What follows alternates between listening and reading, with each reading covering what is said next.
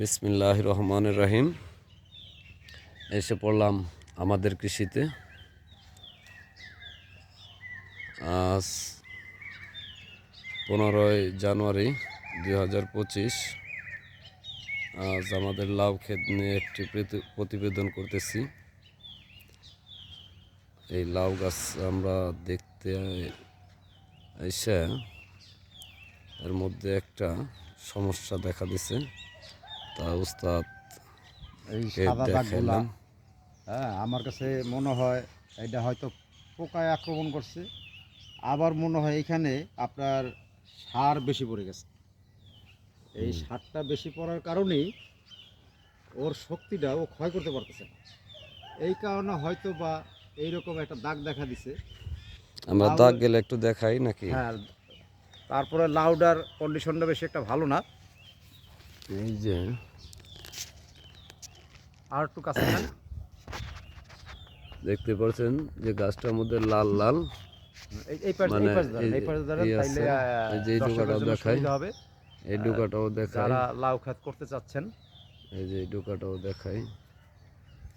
এই যে এখানে এটা আরেকটা ডোকা।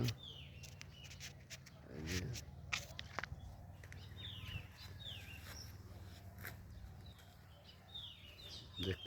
দেখা যাচ্ছে, এই যে মানে ডোকাগুলোর মধ্যে লাল লাল হয়ে গেছে। মনে হইতেছে যে কোনো ময়লা পড়ছে, আসলে এগুলো কোনো ময়লা না, কারণ এটা গাছের মধ্যে থেকেই এই রংটা বেরিয়ে আসছে।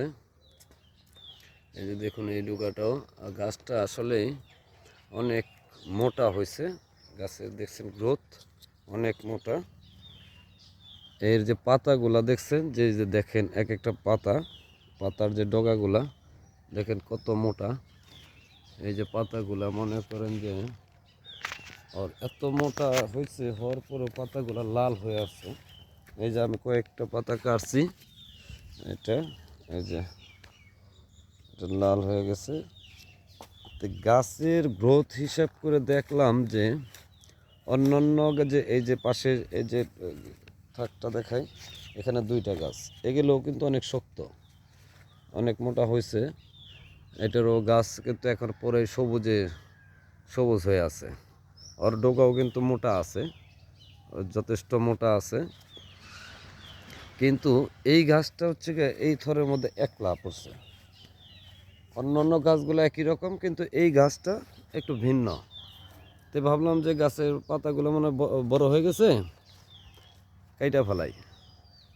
তাৎক্ষণিক আবার অনুভূতি হইল যে এটা সম্ভবত গাছের শক্তি বেশি পাইছে, কারণ একা এই জায়গার মধ্যে একই রকম খাদ্য পাইছে।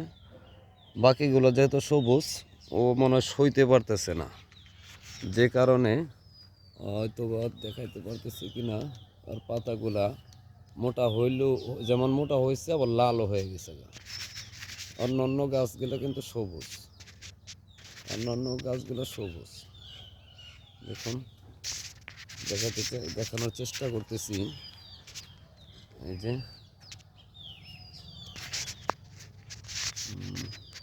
আনার ভাই ওখানে যান, দেখে আপনাকে দেখা যায়, তাইলে বুঝবো যে ওই পাতাগুলো দেখা যাইতেছে। হ্যাঁ ঠিক আছে, তাহলে লাউর অবস্থাও বেশি একটা ভালো না। এই যে দেখতে পাচ্ছেন, এইখানে এটা হইছে, এইটা হইছে। দেখছেন? হ্যাঁ, এই যে আবার গাছটার মধ্যে লাউ হয়েছে। এটা পুরোটাই। হ্যাঁ, হ্যাঁ দেখুন গাছটার মধ্যে কিন্তু অনেকগুলো ডগা ছাড়ছে, হ্যাঁ, অনেকগুলা।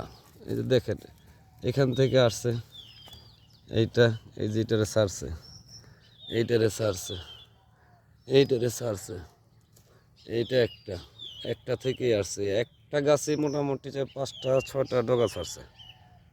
তো মাশাআল্লাহ গাছ খুব সুন্দর হয়েছে, দোয়া করবেন। এই যে লাউর করা আসছে, এই যে লাউর করা আসছে, নামে দিলাম। মাশাআল্লাহ, ধন্যবাদ সবাইকে। আমাদের কৃষির আমরা নিচে কিছু লাল শাকের বিচি ছিটাইছিলাম, সেগুলো হয়েছে, খারাপ হয় নাই, সময়মত পানি দিতে পারি নাই। ওইখানে আমরা কিছু এটার নিচে আলু গাছ দিছি, দেখাই আপনাদেরকে।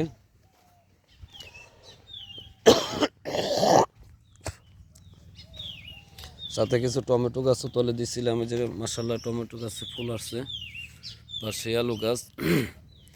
এটা আর কি কিছু কিছু দিছি, চেষ্টা করতেছি যে আসলে ফলন কীরকম হয়, মাটিতে কীরকম পরিত্যক্ত জায়গা। দেখুন এই যে প্রথম লাউ দেখা যাচ্ছে আমাদের কৃষির লাউ বাগানের, এটাই প্রথম লাউ। তো ইনশাল্লাহ আমাদের নিয়ত আছে এই লাউটাকে আমরা বীজ করব, দেখব যে এটা এগুলো থেকে বীজে কোনো কীরকম ফলন আসে। কি ব্যথা পাইছেন মনে হইতেছে?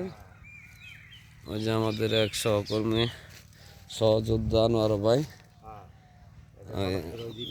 ইটের সাথে ব্যথা লাগছে। এই যে ইটগুলা, এগুলো আমাদের কাজের জন্য এখানে রাখা হয়েছে, যা চোখে পড়ে না হয়তো। আজকে আমিও ব্যথা পাইছি, আমারও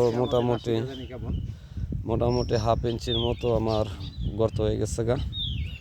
আপনার ওই যে নিম গাছের গুঁড়া ছিল, ওই গুঁড়া দিয়ে একেবারে থাপ করে, কিন্তু সকালে কাদার উপরে হাঁটছি, ওইটা চলে গেছে গা। যখন কিনা বাসায় ওটা পরিষ্কার করছি গরম পানি দিয়ে, তারপরে দেখি যে হওয়া মাশাল্লাহ বালাই বিনছে। এই জন্য যে আজকে মোজা লাগাই নিছি, কিচ্ছু করার নাই। যাক, আসলে এই কাজ করতে গেলে একটু ব্যথা পেতেই হবে, এটাই স্বাভাবিক, তারপরে মেনে নিতে হবে। আল্লাহ হাফেজ, ভালো থাকবেন।